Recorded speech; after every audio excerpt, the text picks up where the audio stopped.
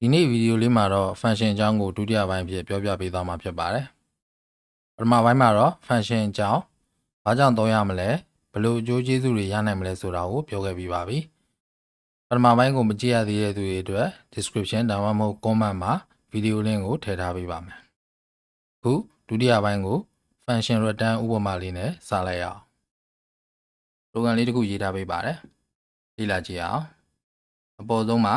လိုအပ်တဲ့ variable ကိုကြော်ညာထားပါတယ်ပြီးသွားရင်ကဏ္ဍတစ်လုံးတောင်းလိုက်တယ်ပြီးရင်နောက်ထပ်ကဏ္ဍတစ်လုံးတောင်းတယ်ပြီးသွားရင်1ဆိုရင်အပေါင်း2ဆိုရင်အနှုတ်3ဆိုရင်အမြောက်4ဆိုရင်အစား option တွေကိုရိုက်ပြပေးတယ်ပြီးသွားရင် choice ကို import ထည့်လုပ်တယ်ပြီးရင် choice ပေါ်မူတည်ပြီးတော့1ဆိုရင်ကဏ္ဍနှလုံးကိုပေါင်းပေးမယ်2ဆိုရင် num1 နဲ့ num2 ကိုနှုတ်ပေးမယ်3ဆိုရင် num1 နဲ့2ကိုမြှောက်ပေးမယ်4ဆိုရင် num1 ကို num2 နဲ့စားမယ်ပြီးသွားရင်ရလာတဲ့အဖြေကိုအောက်မှာ result ဖြစ်နေထုတ်ပြမယ် program အရှုပ်ကြီးမဟုတ်ပါဘူး function ရဲ့ return ကိုအဓိကထားပြီးတော့ပြချင်တာဖြစ်ပါတယ်တစ်ခေါက် run ပြပါမယ်ပထမကဏ္ဍတစ်လုံးကို9လို့ထည့်လိုက်မယ်ဒုတိယကဏ္ဍတစ်လုံးကို9လို့ထည့်လိုက်မယ်ပြီးသွားရင် operation မှာ1လို့ထည့်လိုက်မယ်ဒါဆိုလို့ရှိရင်တော့ကဏ္ဍနှလုံးကိုပေါင်းသွားတဲ့အတွက်12လို့အဖြေရပါတယ်ရမယ်တမန်အခုကျွန်တော်တို့ function လေးအရင်ဆုံးခွဲကြည့်လိုက်အောင်ပထမဆုံး case 1ကဏ္ဍနှလုံးပေါင်းတဲ့အကြောင်းအတွက် function လေးခွဲလိုက်ပါမယ် integer တစ်လုံး return ပြန်မှာဖြစ်တဲ့အတွက်အရင်လို void မဟုတ်တော့ပါဘူး int နဲ့စမယ်ပြီးသွားရင် function နာမည်ကို add လို့နာမည်ပေးမယ်ပြီးရင်ကဏ္ဍနှလုံးကို parameter ဖြစ်နေလက်ခံမယ် int a နဲ့ int b function ရဲ့အတွင်းထဲမှာတော့ဝင်လာတဲ့ a နဲ့ b နဲ့ကိုပေါင်းပြီးတော့ return ပြန်လုပ်လိုက်မယ်ဒီ function ကို main method မှာအစားပြန်သွင်းလိုက်မယ် add num1 parameter num2 parameter coding က run ရတဲ့ဒီအကြောင်းကိုရောက်လာရင် add ဆိုတဲ့ function စီကိုသွားမယ် num1 ဟာ a ထဲကိုဝင်လာမယ် num2 ဟာ b ထဲကိုဝင်လာမယ်ပြီးရင်ဝင်လာတဲ့ a နဲ့ b နဲ့ကိုပေါင်းပြီးတော့ return လုပ်လိုက်တယ်ဆိုလို့ရှိရင်ဒီနေရာကိုရောက်လာမယ် result နဲ့ assign လုပ်ထားတဲ့အတွက် result ထဲကိုဝင်သွားမှာဖြစ်ပါတယ်ဒါမှမဟုတ်တစ်ခေါက်လောက် run ကြည့်အောင်30ပေါင်းကြည့်မယ်20လို့ဖြေရပါတယ်ဒါဆိုရင်တော့အဆင်ပြေပါတယ် case 2အတွက် function ထပ်ခွဲမယ်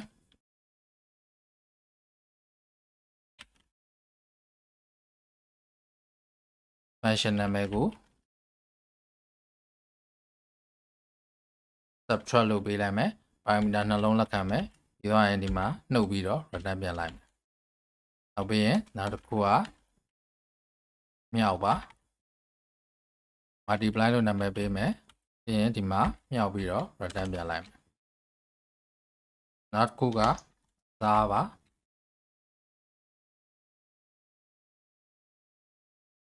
ပြီးတော့ရင် a ကို b နဲ့စားပြီးတော့ return ပြန်လိုက်ဒီ function လေးတွေကို main method မှာစားပြန်သွင်းလိုက်ပါမယ် subtract num1 num2 ဒါဆိုရင်တော့ multiply num1 num2 ဒီမှာဆိုရင်တော့ divide num1 num2 နောက်တို့တစ်ခါလောက် run ကြည့်အောင်50 20ဒီကနှုတ်ကြည့်မယ်30လို့ဖြစ်သွားပါတယ်ညမတမနောက်တစ်ခါ run ကြည့်မယ်4ရယ်9ရယ်ညှောက်ကြည့်မယ်ဆိုရင်28လို့ဖြစ်သွားပါတယ်နောက်တစ်ခါ run ကြည့်မယ်50ရယ်5ရယ်ဒီတစ်ခါစာကြည့်ပါမယ်30လို့ဖြစ်သွားပါတယ်ညမတမဒီပုံစံမှာအဓိကပြချင်တာကတော့ function ရဲ့ return ကိုပြချင်တာပဲဖြစ်ပါတယ်ဒါဆိုရင်ကျွန်တော်တို့က function တွေကို parameter သုံးပြီးတော့ data ပို့တဲ့နည်းကိုလည်းသိပြီးပြီ function တွေကနေပြီးတော့ return တစ်ခုဘယ်လိုယူရမလဲဆိုတာကိုလည်းလေ့လာပြီးပါပြီတကယ်လို့ function တွေကနေပြီးတော့ return ကိုတစ်ခုထပ်ပို့ပြီးလုပ်ချင်တယ်ဆိုရင်ဘယ်လိုလုပ်ရမလဲဒီအကြောင်းကိုနားလည်နိုင်ဖို့အတွက် reference variable ဆိုတဲ့အကြောင်းကိုလေ့လာကြည့်ရအောင်ကျွန်တော်တို့က variable တစ်ခုကိုကြီးညာလိုက်ရင် memory ပေါ်မှာ storage လုပ်လို့ရတဲ့အကွက်လေးတစ်ခုရလာမယ်ဒီမှာ a လို့ကြီးညာလိုက်ရင် memory ပေါ်မှာ a ဆိုတဲ့အကွက်ကလေးရလာမယ် a assign 50လို့ရေးလိုက်မယ်ဆိုလို့ရှိရင်ဒီ equal လေးတွေကို50ဆိုတဲ့ကဏ္ဍဝင်သွားမယ်ဒါကျွန်တော်တို့သိထားပြီးသားပါ a ဆိုတာ variable ရဲ့နာမည်ဖြစ်ပါတယ်50ကတော့သူ့ရဲ့ value ပါနောက်တစ်ခုသိရမှာကဒီအောက်မှာဖော်ပြထားတဲ့ memory address ပါ memory ဘောကအကွက်နံပါတ်လေးလို့မြင်ကြည့်လို့ရပါတယ် variable a သည် memory address 082511မှာတည်ရှိပြီးတော့သူ့ရဲ့ value သည်50ဖြစ်ပါတယ်အောက်မှာ variable b ကိုကြီးညာတယ် b assign a ဖြစ်တဲ့အတွက် b ထဲကို50ဝင်သွားမယ် variable b ရဲ့ value သည်50ဖြစ်တဲ့သူသည် memory address 0x3420မှာတည်ရှိနေပါတယ်သူရဲ့အောက်ကြောင်းမှာ a assign 80ဆိုရင် a ထဲကို80ဆိုတဲ့ value ဝင်သွားမယ် b assign 80ဆိုရင် b ကွက်ထဲကို80ဆိုတဲ့ value ဝင်သွားမယ် c အောင်နဲ့အောက်ပေါ်ထုတ်ပြလိုက်မယ်ဆိုလို့ရှိရင်တော့80နဲ့80ဆိုတဲ့ကဏ္ဍတွေကအောက်ပေါ်မှာထုတ်ပြမှာဖြစ်ပါတယ်ဒါတွေကတည်ပြီးသားဆိုတော့ရမယ်ထင်ပါတယ်နောက်ကိုတွင်တစ်ခုကိုဆက်ကြည့်အောင်ဒီမှာလဲ a ကိုကြော်ညာထားပါတယ်50လို့ထည့်လိုက်တယ်ဒါဆိုရင် variable a ရဲ့ value သည်50ဖြစ်ပါတယ်သူသည်ဒီတစ်ခါမှာတော့ memory address 0x4511မှာတည်ရှိနေပါတယ် variable တစ်ခုကြီးညာလိုက်ရင်လွတ်နေတဲ့ memory ကွက်ကိုယူရတာမို့လို့တစ်ခေါက်ကြီးညာတာနဲ့နောက်တစ်ခေါက်ကြီးညာတာနဲ့ဟာ address တွေတူမှာမဟုတ်ပါဘူးအောက်တစ်ကြောင်းမှာ b ကိုကြီးညာထားတယ် b ကိုကြီးညာတဲ့အချိန်မှာ variable type int နဲ့ variable name b ရဲ့ကြားထဲမှာ ampersand sign ကိုထည့်ထားတာတွေ့ရပါလိမ့်မယ်ဒီ ampersand sign လေးဟာ int နဲ့ကပ်ရေးလဲရတယ် b ဆိုတဲ့ variable name နဲ့ကပ်ရေးလဲရပါတယ်အတူတူပါပဲ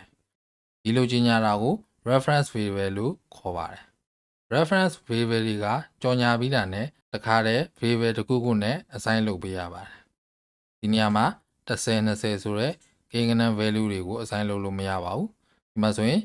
ကြော်ညာပြီးတာနဲ့ a နဲ့တန်းပြီးတော့ assign လုပ်ထားတာတွေ့ရပါလိမ့်မယ်အခု b က reference variable ဖြစ်တဲ့အတွက်ဒီလို assign လုပ်လိုက်တယ်ဆိုလို့ရှိရင် a ရဲ့ value 50 b ထဲကိုရောက်သွားမှာမဟုတ်ဘဲနဲ့ a ရဲ့ memory address 0x4511ဟာ b ထဲကိုရောက်သွားမှာဖြစ်ပါတယ်သဘောကတော့ variable b သည် variable a ကို point လုပ်ထားတာဖြစ်ပါတယ်အောက်မှာ a assign 80လုပ်လိုက်ရင် a ရဲ့ value ဟာ80ပြောင်းသွားမယ်ပြီးရင် b ကိုအောက်ပေါ်ထုတ်ပြမယ် b ကိုအောက်ပေါ်ထုတ်ပြမယ်ဆိုရင် b က point လုပ်ထားတဲ့ a ထဲက value 80ကိုထုတ်ပြမှာဖြစ်ပါတယ်တခါအောက်မှာ b ကို80 assign လုပ်လိုက်မယ်ဆိုရင် b က point လုပ်ထားတဲ့ a ထဲက value ဟာ80လို့ပြောင်းသွားမှာဖြစ်ပါတယ်ဒါကြောင့်မို့လို့အောက်မှာ a ကိုအောက်ပေါ်ထုတ်ပြရင်80လို့ထွက်လာမှာပဲဖြစ်ပါတယ်နားလည်ရမယ့်ပုံစံက reference variable သည်သူ့ကို assign လုပ်ထားတဲ့ variable နဲ့ချိတ်ဆက်သွားပါတယ် reference variable b ထဲကို value ထည့်လိုက်ရင်သူနဲ့ချိတ်ထားတဲ့ variable a ထဲကို value ရောက်သွားမယ် b ထဲက value ကိုယူရင်သူနဲ့ချိတ်ထားတဲ့ variable a ထဲက value ကိုထုတ်ပေးမှာဖြစ်ပါတယ်ဒီထိနားလည်မှတ်ထင်ပါတယ် reference variable အယူအဆကို parameter မှာထည့်သုံးကြည့်အောင် parameter အမျိုးအစားနှစ်ခုရှိပါတယ်ပထမတစ်ခုကတော့ကျွန်တော်တို့သုံးခဲ့မှုတဲ့အနေထားပါဒါကို by value parameter လို့ခေါ်ပါတယ်ဒီပြီးသားဖြစ်တဲ့အတွက်အကြမ်းမြင်မဲ့ပြောလိုက်ပါမယ် main ထဲမှာ variable a ကိုကြီးညာထားတယ်10ထည့်လိုက်တယ်ဒါဆိုရင် memory မှာဒီလိုဖြစ်သွားမယ် variable b ကိုကြီးညာတယ်20ထည့်လိုက်တယ် memory မှာဒီလိုဖြစ်သွားမယ် function ကိုရောက်လာမယ်ရောက်လာတော့ control flow ဟာ function ဘက်ကိုရောက်သွားမယ်အဲဒီမှာ parameter အဖြစ်ကြီးညာထားတဲ့ x နဲ့ y က memory ပေါ်မှာပေါ်လာမယ် value တွေက main ကထည့်ပေးလိုက်တဲ့အတိုင်း10နဲ့20နဲ့ဖြစ်နေမယ် function ထဲမှာ x ကို50 assign လုပ်လိုက်ရင်ဒီမှာ x သည်50ဖြစ်သွားမယ် y ကို60 assign လုပ်လိုက်ရင်ဒီမှာ y သည်60ဖြစ်သွားမယ် parameter x နဲ့ y သည် main ဘက်က argument a b တွေနဲ့ဘာချိတ်ဆက်မှုမှမရှိပါဘူးသက်စီပဲဖြစ်ပါတယ်သဘောကတော့ function ဘက်ကို parameter အဖြစ်ပို့တဲ့အချိန်မှာ variable a နဲ့ b ရဲ့ value တွေကိုပို့လိုက်တာမို့လို့ by value parameter လို့ခေါ်ပါတယ် by reference အကြောင်းလေးဆက်သွားလိုက်အောင် function ရေးထားတဲ့ပုံစံကတော့အရင်တိုင်းပါပဲခွာသွားတာဆိုလို့ parameter တွေမှာ reference variable သုံးထားတာပဲရှိပါ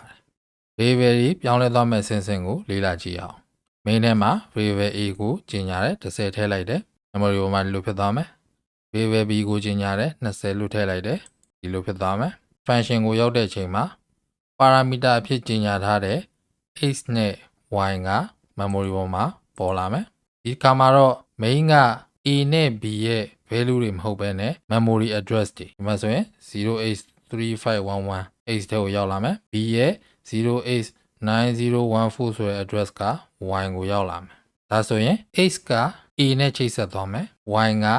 b နဲ့ချိတ်ဆက်သွားပါမယ် function ထဲမှာ x အဆိုင်50လို့ထည့်လိုက်ရင်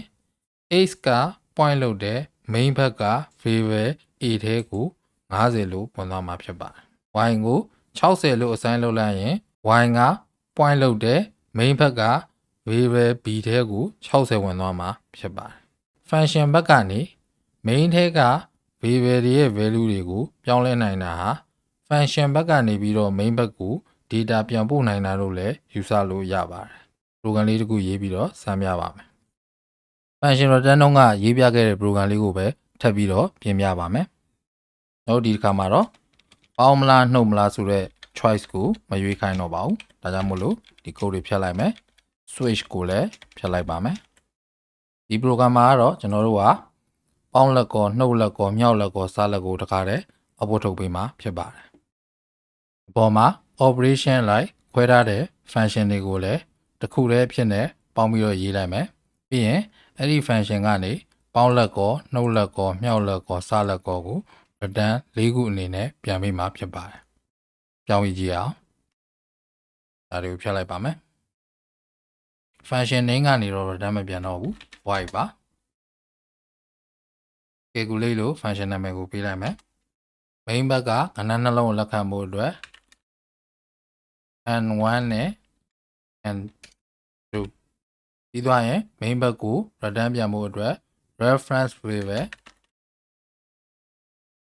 addition အတွက်တစ်ခု subtraction အတွက်တစ်ခု multiply အတွက်တစ်ခု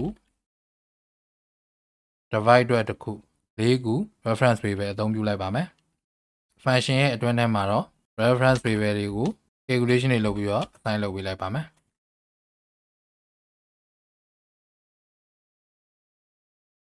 main ဘက်မှာလည်း function ရဲ့ return တွေကိုလက်ခံဖို့အတွက် variable လေးခုကြီးညာလိုက်ပါမယ်ပြီးရင်အရင်က function အဟောင်းတွေကိုဖြတ်လိုက်ပါမယ် calculate ဆိုတဲ့ function ကိုခေါ်လိုက်မယ် input လုပ်ထားတဲ့ကဏ္ဍနှလုံးကိုထည့်ပေးလိုက်မယ် num1 နဲ့ num2 ပါပြီးသွားရင်တော့ကျွန်တော်တို့ return ဖြစ်ပြန်ယူမဲ့ variable တွေက main ဘက်က add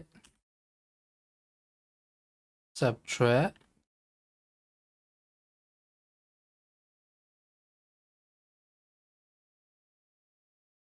multiply နဲ့ divide ပါကျွန်တော်တို့က function ဘက်မှာ reference variable a ထဲကိုပေါင်းလက် assign လုပ်လိုက်တယ်ဆိုလို့ရှိရင် main ဘက်က add ဆိုတဲ့ variable ထဲကို value ကဝင်သွားမှာဖြစ်ပါတယ် function ဘက်က s ထဲကို n1 minus n2 လို့ assign လုပ်လိုက်ရင် main ဘက်က subtract ဆိုတဲ့ variable ထဲကို value ဝင်သွားမှာဖြစ်ပါတယ်ဒီနည်းအားဖြင့် function ထဲကနေပြီးတော့ main ဘက်ကို return တစ်ခုထပ်မကပြန်လို့ရသွားပါတယ်ကျွန်တော်တို့ function ကနေပြန်ရလာတဲ့ value တွေကို output ထုတ်ကြည့်အောင်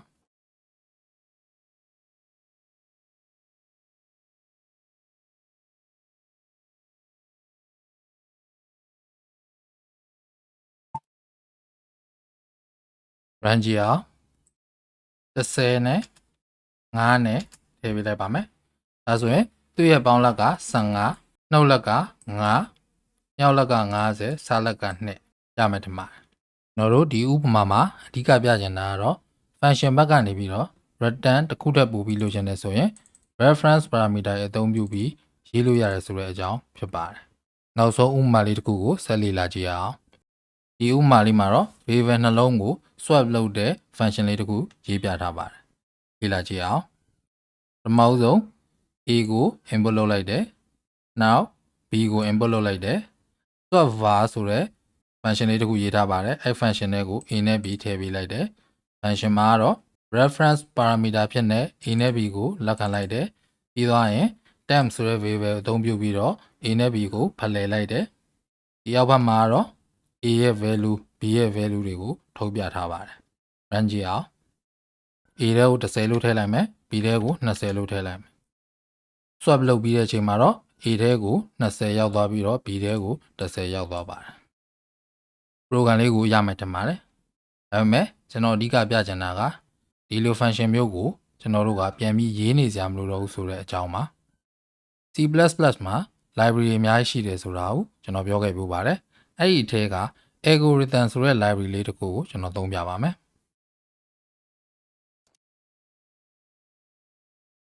ဒီ function ကို comment လုပ်ထားလိုက်ပါမယ်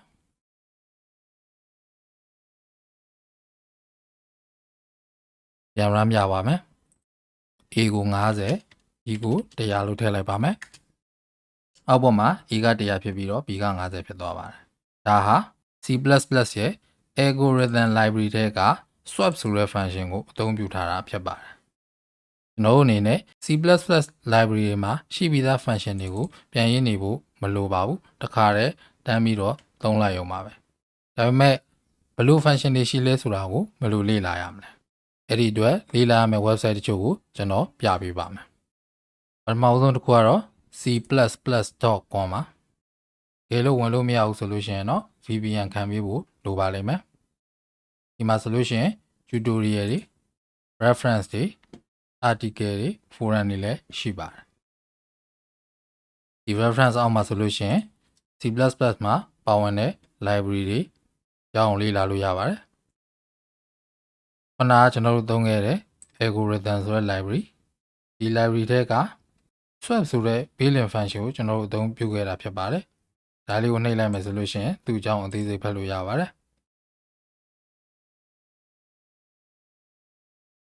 sample code လေးလည်းရေးပြထားပါတယ်